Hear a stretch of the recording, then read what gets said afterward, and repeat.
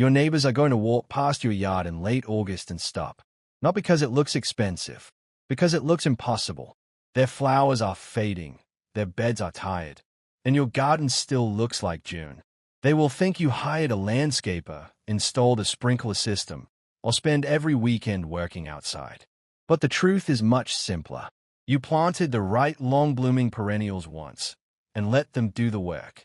These 15 perennials keep pushing out color from late spring to first frost, with almost no fuss. And plant number 14 is the one that still looks fresh in October, when most gardens have already given up. Most American gardens follow the same exhausting pattern. Big show in May, decent through June. By mid-July, the heat starts winning. By August, half the bed is brown stems. By September, you stop walking back there. That is not a climate problem. That is a plant selection problem. The garden industry stocks short-blooming, replacement-friendly plants because that is how garden centers stay in business. A bed that blooms for 6 weeks means you come back. A bed that blooms for 6 months means you do not. Plant number 11 will get you the most compliments. Plant number 7 blooms from May until first hard freeze. And plant number 14 is the closer that finishes your garden in October when nothing else will. Before we get to plant number 1, hit subscribe. This channel exists because the garden industry has been underserving the people who actually do the gardening. Older gardeners, suburban homeowners, people who have planted gardens for 40 years and deserve straight talk, not marketing. If you want videos that respect your time, subscribe. It is free, and it always will be. The gardeners who hit that button today are the ones whose yards look completely different by next August. Plant number 1, Shasta Daisy. Leucanthemum times superbum. What most American gardeners never hear is that the Shasta Daisy was bred by Luther Burbank in California in the late 1800s. He spent 17 years crossbreeding 4 daisy species to create a flower that bloomed longer than any wildflower daisy in the country. The garden industry sells it as a 6-week bloomer. With the right cutback, it blooms from June through September. The flowers are the classic American daisy form. Pure white petals radiating around a glowing yellow center, held above the foliage on tall, strong stems. In a mass planting, the visual effect is bright, clean, and exactly what most people picture when they hear the word garden. Hardy in USDA zones 4 through 9. Whether you are gardening in Minnesota, Pennsylvania, North Carolina, or coastal Oregon, this plant returns every spring. Becky is the gold standard cultivar, 3 to 4 feet tall, named Perennial Plant of the Year in 2003. Alaska is the older heirloom, slightly shorter at about 2.5 feet, with the most classic daisy look. Snowcap is the dwarf option at 14 inches, perfect for the front of a border or container. Here is the trick most gardeners miss. After the first heavy bloom flush in late June, do not just deadhead.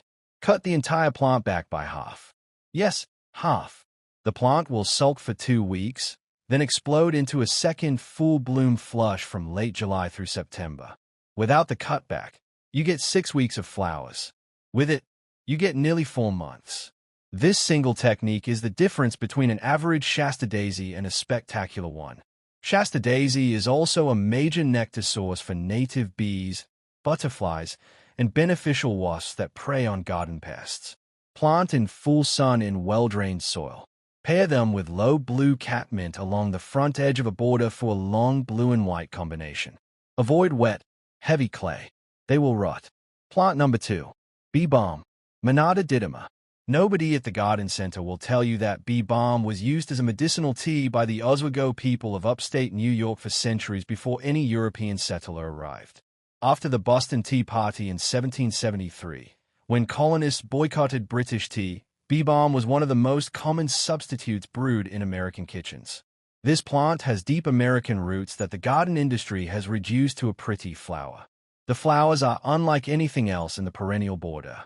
Each bloom is a shaggy, firework-shaped cluster of tubular petals in scarlet red, deep magenta, hot pink, soft lavender, or pure white.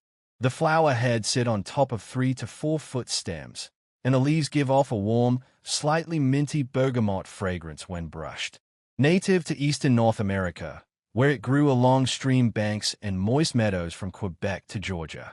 Hardy in USDA zones 3 through 9. Jacob Klein is the cultivar to grow for maximum impact. Bright scarlet red, 4 feet tall, and the most powdery mildew-resistant variety on the market. Raspberry wine produces deep wine-red blooms with excellent disease resistance.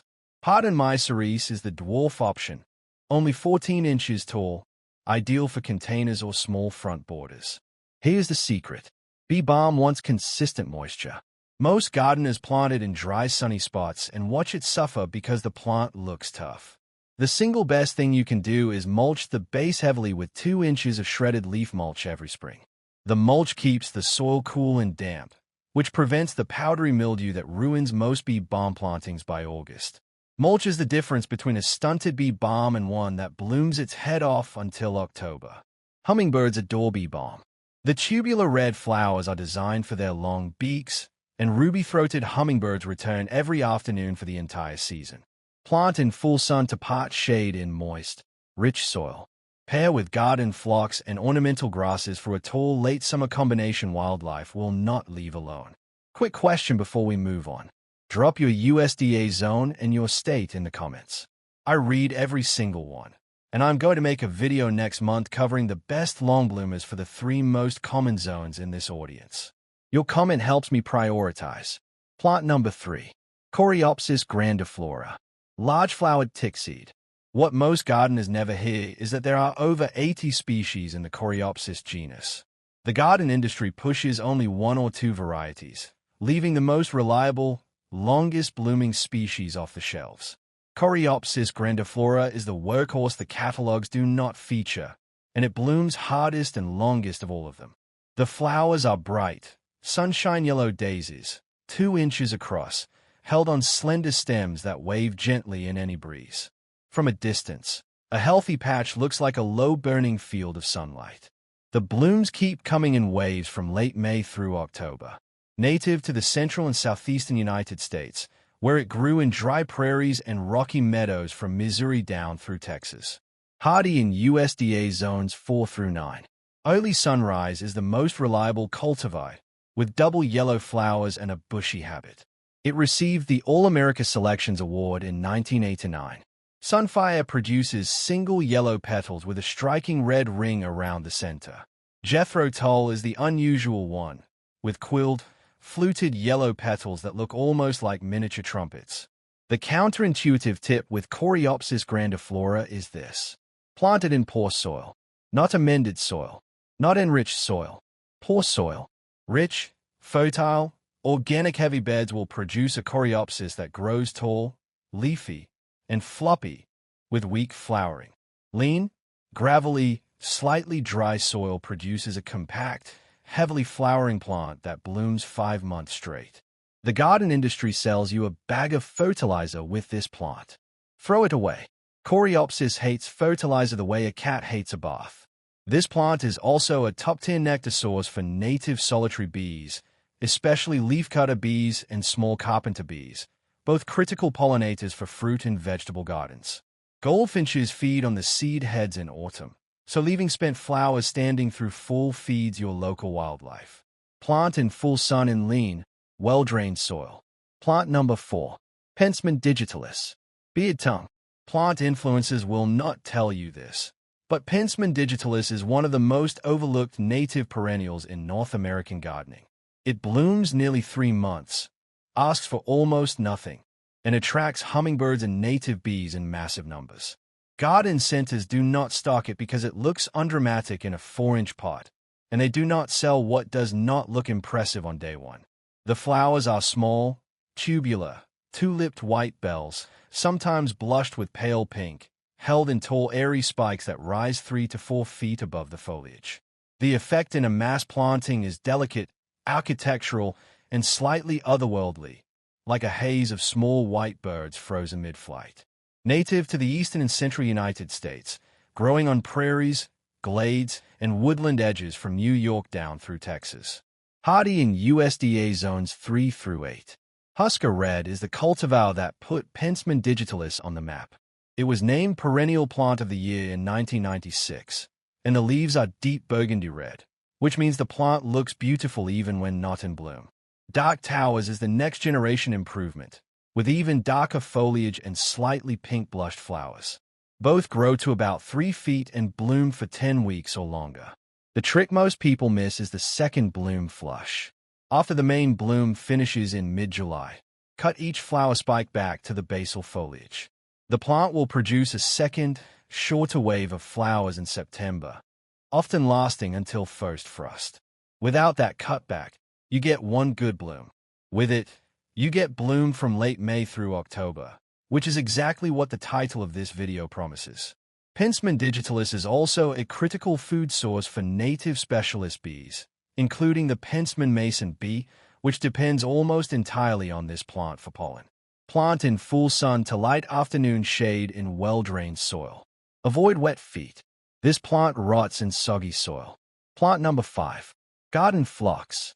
Phlox paniculata.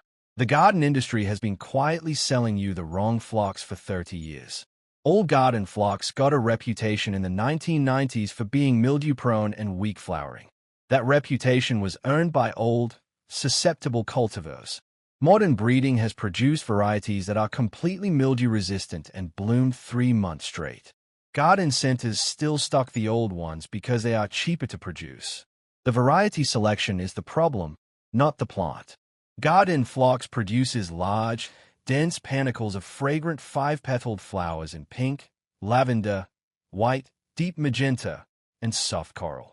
The flowers cluster on top of 3 to 4 foot upright stems, and the warm clove-vanilla fragrance carries on summer evening air the way nothing else in the garden does. Native to eastern and central North America, where it grew in moist meadows and forest openings from Quebec to Mississippi. Hardy in USDA zones 4 through 8. David is the cultivar to plant if mildew has ever ruined a phlox for you. Pure white flowers, completely mildew-resistant foliage, named Perennial Plant of the Year in 2002. Gina is the next generation pink, with smaller flower clusters but absolute mildew resistance and the highest butterfly traffic of any phlox in North American gardens. Robert Poor is the magenta pink option, also mildew-free and vigorous. The single biggest mistake gardeners make with phlox is overcrowding.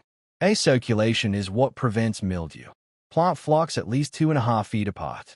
Thin out crowded clumps every spring by removing 1/3 of the new shoots at the base. The remaining shoots will be stronger, taller, and far more disease-resistant. Most gardeners do the opposite, leaving every shoot to grow, which is exactly why their phlox dies of mildew in August. Plant phlox in full sun to light afternoon shade in rich, moist, well-drained soil. Mulch heavily. Pair with bee balm and ornamental grasses for a late summer cottage garden. Avoid overhead watering. Wet leaves at night invite mildew. If you are still watching at Plant 5, you are exactly the kind of gardener this channel exists for. Most viewers click off at Plant 2. If you have not subscribed yet, do it now. There are 10 more plants coming, and the last 3 are the ones nobody talks about. They are the closest. They separate a garden that fades in August from a garden still alive in late October. Plant number 6. Lavender phenomenal. Lavangula times intermedia phenomenal. The garden industry has been quietly selling Americans the wrong lavender for decades. English lavender does not survive humid summers. Spanish lavender is not cold hardy. French lavender dies in any winter colder than zone 8. Most Americans buy lavender, watch it die in 2 years, and assume lavender is hard to grow. It is not. They were sold the wrong species. Phenomenal solves the problem permanently. The flowers are slender, dense lavender blue spikes held high above silver foliage. The fragrance is the textbook clean, herbal, slightly camphorous lavender scent that makes you stop walking past it. A mature plant produces hundreds of bloom spikes from June through August, and the silver-gray leaves stay attractive year-round. Phenomenal is a hybrid bred at Peachtree Farm in Pennsylvania specifically to handle humid East Coast summers and cold Midwest winters. Hardy in USDA zones 5 through 9. Phenomenal is the only cultivar you really need. Provence is a similar lavandin hybrid that performs almost as well, with slightly taller flower spikes and identical fragrance. Both grow to about 2.5 feet tall and 3 feet wide at maturity, and both bloom for at least 8 weeks. The counterintuitive technique with lavender is to ignore everything you have been told about pruning. Most gardeners prune in early spring, hoping for a bigger flush. That is wrong. Lavender should be pruned in late summer, immediately after the bloom finishes, cutting the plant back by about 1/3 into the green leafy growth. Never cut into old woody stems. They do not regrow. Late summer pruning produces a tighter, more compact plant the following spring, which translates directly into more flower spikes the next year. The fragrance compounds in lavender, primarily linalool and linalool acetate, are natural mosquito repellents. Planting along walkways, near patios, and around outdoor seating measurably reduces mosquito presence. Plant phenomenal in full sun in well-drained, slightly alkaline soil. Heavy clay will kill it. Mulch with pea gravel or crushed stone, not shredded bark. Plant number 7. Daylily happy returns. Hemerocallis happy returns. What every garden center will not tell you is that not all daylilies bloom for long. The classic orange ditch lily blooms 2 weeks. Most named cultivars bloom 3 to 4 weeks. Then they stop. Reblooming daylilies bloom 4 to 5 months. Garden centers stock the regular ones because they are cheaper. Reblooming varieties are what serious gardeners ask for by name. Happy Returns is the most reliable rebloomer ever introduced. The flowers are soft canary yellow, 3 inches across, with slightly ruffled petals and a sweet light fragrance. Each flower lasts only 1 day, but the plant produces continuous flushes of new buds from late May through October.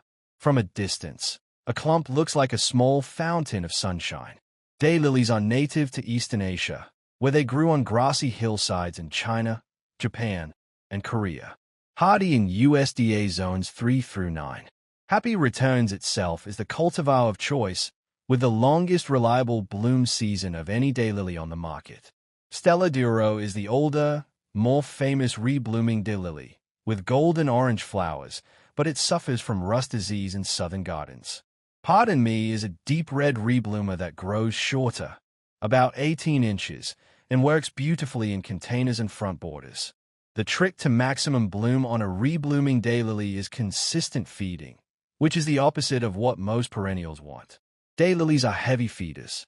Apply a balanced organic fertilizer in early spring, again after the first heavy bloom flush in late June, and a third time in early August. The plant rewards feeding with more buds and longer reblooming. Most gardeners feed daylilies once and wonder why they slow down by July. Give them fuel. Daylilies are deer-resistant in most regions. Hummingbirds visit daylily flowers regularly, especially red and orange cultivars. Plant Happy Returns in full sun and average garden soil. Pair with Russian sage, ornamental grasses, or low blue catmint for a long-blooming combination that lasts 5 months. Plant number 8. Balloon Flower. Platycodon grandiflorus. Most American gardeners have never heard of this plant. Not because it is hard to grow, because the garden industry has not figured out how to market it. Balloon flower is one of the longest-lived perennials available, thriving in the same spot for 30 years or more, and blooming nearly 3 months with no care. The unopened flower buds look exactly like small inflated paper balloons, which is where the name comes from. When the buds finally open, they reveal star-shaped, 5-petaled flowers in deep blue-purple, soft pink, or pure white. The contrast between the sealed balloon buds and the open star flowers gives the plant constant visual interest from late June through September. Native to Eastern Asia, particularly Japan, Korea, and China, where it grew on rocky mountain slopes. Hardy in USDA zones 3 through 8. Sentimental Blue is the dwarf cultivar of choice, only 12 inches tall, with deep blue-violet flowers from June through August. Ustra Blue is the standard size at 2 feet, with intense blue flowers and excellent flowering performance. Fuji White is the white variety, slightly taller, with pure white star flowers that glow at dusk. The single thing every gardener does wrong with balloon flower is moving it. The plant has a long, fleshy taproot, similar to a carrot, and it does not transplant well after its second year. Plant it in the spot you want it permanently. Once established, do not move it. Some plantings live in the same spot for 40 years. Mark the spot in late autumn because the plant is very late to emerge in spring, and many gardeners accidentally dig it up while planting annuals in May. The roots, called daraji in Korean cuisine, contain compounds called platycodins, which have been studied for anti-inflammatory effects. The flowers attract small native bees, especially sweat bees and small carpenter bees. Plant in full sun to light afternoon shade in well-drained soil. Avoid heavy clay and waterlogged sites. Quick second question. Out of plants 1 through 8 so far, which one are you most likely to try this year? Drop the plant number in the comments. I will read every reply, and the most requested plants will get their own deep dive video next month. Plant number 9. False sunflower. Heliopsis helianthodes. The garden industry has been pushing annual sunflowers at every American home center every spring forever. $3. 6 weeks of bloom, dead at first frost, replant next year. Heliopsis helianthodes is the perennial sunflower the industry hopes you never discover. Looks like a sunflower. Blooms 4 straight months. Comes back every year for decades. The flowers are golden yellow daisies, 2 to 3 inches across, held in loose clusters above coarse green foliage. The petals have a slight twist that gives the flower a wind-blown, casual look. From a distance, a healthy patch looks like a slow-burning gold field that holds its color from July straight through to October. Native to North America, found in tallgrass prairies, dry meadows, and woodland edges from Quebec down through Texas. Hardy in USDA zones 3 through 9. Tuscan Sun is the cultivar of choice for most home gardens, growing to about 2 feet tall and blooming non-stop from late June through October. Summer Sun is the older heirloom variety, 3 to 4 feet tall, with double yellow flowers. Bleeding Hearts is the most unusual selection, with red bronze petals fading to gold at the tips, blooming from July through September. The counterintuitive trick with Heliopsis is the spring pinch. In late May, when the plant is about 10 inches tall, pinch back the top 3 to 4 inches of every stem. This delays bloom by about 10 days, but it produces a shorter, bushier, more sturdy plant that will not flop in summer storms and produces almost double the flower count. Most gardeners skip this step because they want flowers as early as possible. The trade-off is worth it. Heliopsis is a top-tier nectar plant for native bees, especially small carpenter bees and leafcutter bees, both critical pollinators for vegetable gardens. Goldfinches feed heavily on the seeds in autumn. Plant in full sun in average garden soil. Avoid heavily fertilized soil. Like Coreopsis, this plant flowers harder in lean conditions. Plant number 10. Anise hyssop, Agastache funiculum. Nobody at the garden center will tell you that anise hyssop was used by the Cheyenne, Cree, and Chippewa nations as a sweetener and medicinal tea long before any European reached the Great Plains. They burned it ceremonially. They used it for coughs. The garden industry has reduced this plant to an ornamental. But crush a leaf and you will smell the sweet anise licorice fragrance instantly. The flowers are dense, 6-inch lavender purple bottle brush spikes held above bright green leaves on 3-foot stems. A patch in full bloom looks like a soft purple cloud floating above the foliage. Native to the northern Great Plains, growing wild from Manitoba and Saskatchewan down through Wisconsin, Iowa, Minnesota, and the Dakotas. Hardy in USDA zones 4 through 8.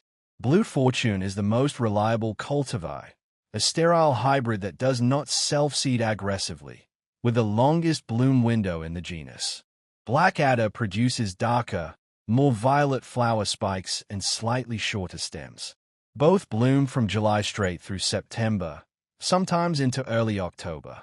The trick with anise hyssop is to leave the spent flower spikes on the plant through autumn. Most gardeners want to deadhead and tidy up. With this plant, the spent spikes hold seeds that goldfinches feed on through fall and into winter. The dry stems also provide overwintering habitat for native solitary bees, which lay eggs inside the hollow stems. Cutting back in autumn removes both the wildlife value and the natural winter interest. Wait until early spring to cut back. Anise hyssop is one of the most powerful pollinator plants in any American garden. Honeybees produce some of the highest quality honey of the season from anise hyssop nectar. Native bumblebees, hummingbirds, and multiple butterfly species work the flowers daily. Plant in full sun in lean, well-drained soil. Avoid wet feet. Standing winter water will rot the crown. Plant number 11. Calamint. Calamintha nepeta. This is the plant nobody knows about. The garden industry has barely touched it. Most American garden centers do not carry it. Yet Calamintha nepeta is one of the longest blooming, most pollinator-loaded, most underused perennials in the entire perennial trade. Plant it once, and you will wonder why nobody told you sooner. The flowers are tiny, about half an inch long, but they appear in clouds. Hundreds of small white or pale lavender tubular flowers cover the plant in a soft haze from June straight through October. From a few feet away, the entire plant looks like a low cloud of flowers floating just above mounded green foliage. Native to southern Europe, the Mediterranean region, growing on dry rocky hillsides in Italy, Greece, and the Balkans. Hardy in USDA zones 5 through 9. Montrose white is the most widely available cultivar, with pure white flowers and a tidy mounded habit, growing to about 18 inches. Marvelette blue is the newer pale lavender blue selection. Both bloom for nearly 5 months continuously without any deadheading. The amazing thing about Calamintha is what it does not need. It does not need deadheading. It does not need cutting back. It does not need fertilizing. It does not need irrigation after the first season. It does not need staking. It does not need division. It does not get powdery mildew. It is rarely browsed by deer or rabbits because of the strong minty fragrance from the leaves. In 4 decades of gardening, I have never planted a perennial that asks for less and gives more. Calamintha nepeta is one of the highest traffic pollinator plants in the entire perennial trade. Honeybees are obsessed with it. Native bumblebees work it from sunrise to sunset. The minty fragrance from the foliage is also a natural deterrent for many garden pests. Plant in full sun in lean, well-drained soil. This is the closest thing perennial gardening has to a cheat code. If you have made it to plant 11 and learned even one thing today, do me one favor. Send this video to one person you know who deserves a better-looking yard. A neighbor, a sibling, a friend who keeps replacing annuals every spring. The information here is too useful to keep to yourself, and the gardener you send it to will thank you. Plant number 12. Dwarf Joe Pye Weed. Eutrochium dubium Little Joe. What most gardeners never hear is that Joe Pye weed is named after a real person. Joe Pye was a Mohican healer in colonial New England who used the plant to treat fevers in white settlers, who named the plant after him. Standard Joe Pye weed grows 7 feet tall, too big for most suburban yards. Little Joe is the dwarf cultivar that fits in a normal garden and blooms just as long. The flowers are large, dome-shaped clusters of dusty rose-pink fluffy flower heads held on top of 3 to 4 foot stems. The blooms appear in late July and continue right through September. From a distance, the flower heads look like soft pink puffs floating above the bed, and butterflies cover them constantly during peak bloom. Native to eastern North America, where it grew naturally in moist meadows and along stream banks from Massachusetts down through Florida. Hardy in USDA zones 3 through 9. Little Joe is the standard cultivar, growing to about 3 to 4 feet, perfect for the middle of a border. Baby Joe is the even shorter selection, only 2 to 3 feet tall, ideal for smaller front borders or large containers. Both bloom for at least 8 weeks continuously. The counterintuitive technique here is to do absolutely nothing. Most gardeners want to fuss with their plants. Little Joe does not need fussing. It does not need staking, even at 4 feet. It does not need deadheading. It does not need dividing for at least 5 years. The single thing it wants is consistent moisture during dry summer weeks. A weekly soak during July and August dry periods is the difference between bloom that fades by mid-August and bloom that pushes through to late September. Joe Pye weed is the single best perennial in this entire list for migrating monarch butterflies. The flowers bloom exactly during late August and September, when monarchs are fueling up for migration south to Mexico. A patch of Little Joe will have monarchs on it every clear afternoon during migration season. Plant in full sun to light shade in moist, rich soil. Tolerates clay soil and low spots better than almost any other perennial on this list. Plant number 13. Blazing Star. Liatris spicata. The garden industry sells liatris bulbs in plastic bags at every home center for $3. They look like dried-up onions. Most people plant them, get one short bloom, and never plant them again. The cheap bulbs are too small, the planting depth is wrong, and the variety selection is poor. Plant the right cultivar correctly, and liatris will give you 8 weeks of bloom and return for 20 years.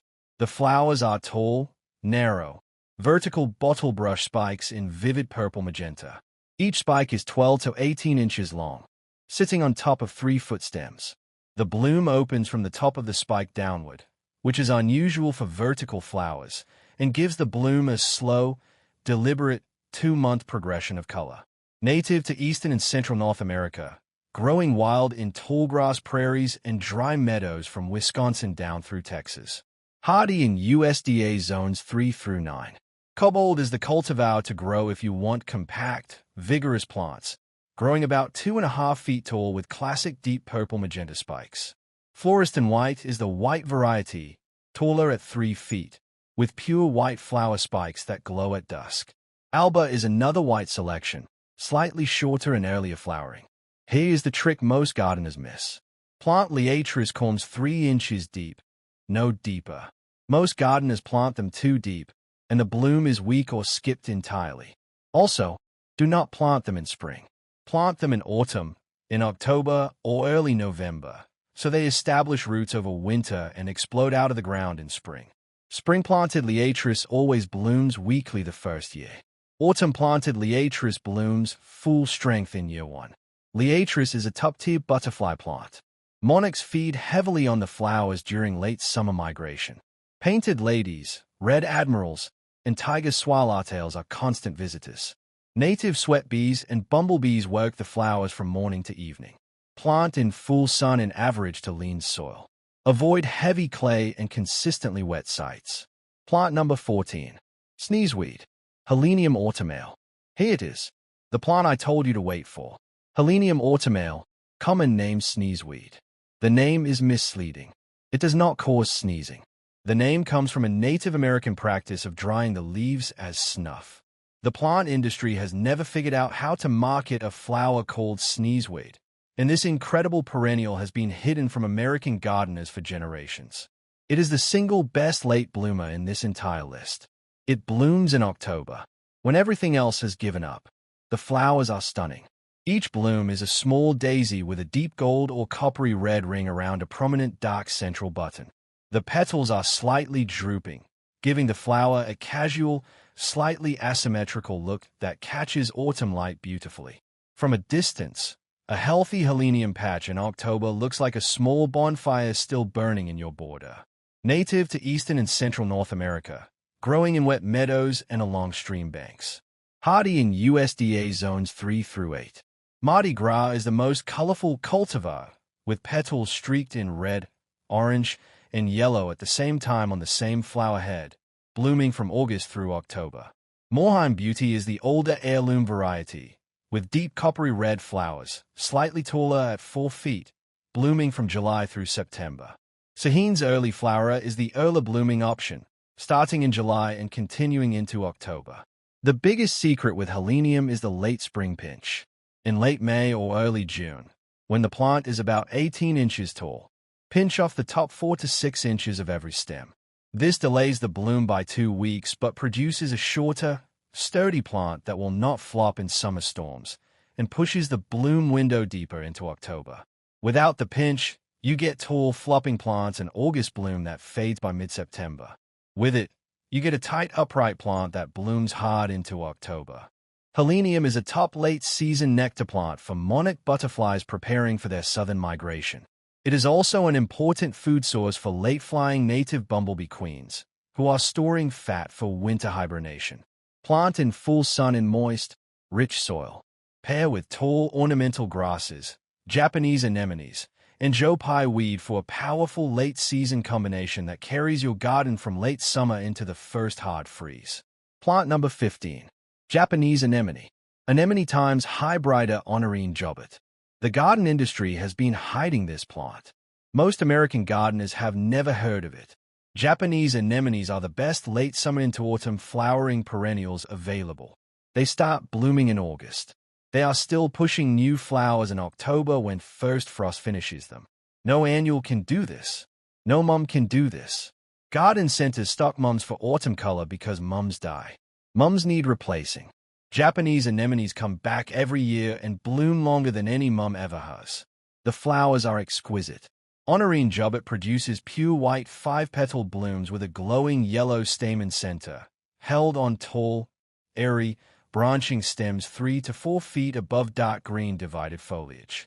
The flowers move gently in any breeze, giving the plant a delicate, almost weightless quality. Despite the name, Japanese anemones are actually native to central China, where they grew on woodland edges. Hardy in USDA zones 4 through 8. Honorine Jubbet is the cultivar of choice. Pure white flowers, named Perennial Plant of the Year in 2016, the gold standard for white late bloomers. Robustissima is the pink variety, slightly more vigorous and slightly earlier blooming. September Charm is another reliable pink option, blooming a touch earlier than Honorine Jubbet. The trick with Japanese anemones is patience. Year 1, do not expect much. Year 2, scattered bloom. Year 3, the full show. Most gardeners give up in year 1 and never see what it could have become. This plant takes 3 years to settle in, then performs flawlessly for the next 30 years. It spreads slowly underground, which is a feature. A small starter plant becomes a 4-foot-wide colony by year 5. Japanese anemone is one of the most important late-season nectar sources for native bumblebee queens stocking up for winter. It is also gorgeous in a vase. Cut stems hold for nearly a week. Plant in part shade to morning sun in moist, rich soil. Avoid full hot afternoon sun in southern zones. Avoid wet, soggy winter sites. The 3 universal rules that make this whole plan work. Now that you have all 15 plants, here's what separates a working garden from a failing one. 3 universal rules. Get all 3 right and your garden will look like the title of this video. Get any one wrong and even the best plants on this list will disappoint you. Rule 1. Drainage matters more than soil quality. Almost every plant on this list will thrive in average garden soil as long as the soil drains. The single most common reason perennials die in American suburban yards is not poor soil. It is poor drainage. Wet feet through winter ruts crowns. Standing water in spring drowns young roots. If your yard has heavy clay or low spots, build raised mounds or amended berms before planting. A 6-inch mound of compost mixed with sand and grit will save almost any perennial. Skipping this step kills more gardens than any single bad plant choice. Rule 2. Plant in groups of 3 or 5, never singles. A single coreopsis looks lonely and apologetic. 3 look like a confident composition. 5 look like a design garden. Odd numbers create visual flow because the eye reads them as natural rather than placed. The biggest design mistake suburban gardens make is planting one of everything. The result is a collection, not a garden. Plant in 3s and 5s. The same plants will look exponentially more impressive. Rule 3. Match bloom seasons. The 15 plants in this list are led. Plants 1 through 6 start in late spring. Plants 7 through 11 peak in midsummer. Plants 12 through 15 bloom into autumn. If you plant 5 plants, choose 2 early bloomers, 2 midsummer bloomers, and 1 late closer. The key is having something blooming every month from May through October. The whole point is the layering. One last point. Mulch every spring. 2 inches of shredded leaf mulch in April will reduce weeding by 70%, retain soil moisture through July droughts, regulate soil temperature through August heat, and slowly decompose to feed your plants without you ever lifting a fertilizer bag. Mulch is the cheapest investment that returns the most value. Your final garden plan. 15 plants is a lot. Do not plant all of them this year. Pick 3. 1 early bloomer, 1 midsummer bloomer, 1 late closer. If you have never planted any of these before, here are your 3. Plant Calamintha nepeta, number 11, for the longest reliable bloom. Plant Daylily Happy Returns, number 7, for the most foolproof midsummer color. Plant Helenium Mardi Gras, number 14, for the closer that takes you into October. 3 plants, 1 weekend. The difference will surprise you. These plants do not need a landscaper or an irrigation system or expensive fertilizer programs. They need a sunny spot, decent drainage, and a few minutes of attention twice a year. The garden industry has built a $50 billion business selling you replacement annuals, mulch, fertilizer, and plants every spring. The plants in this video are how you opt out. Plant once. Walk away. Watch your garden bloom from May through October for the next 20 years. If this video helped you, 3 quick things. Hit subscribe so you do not miss the next one.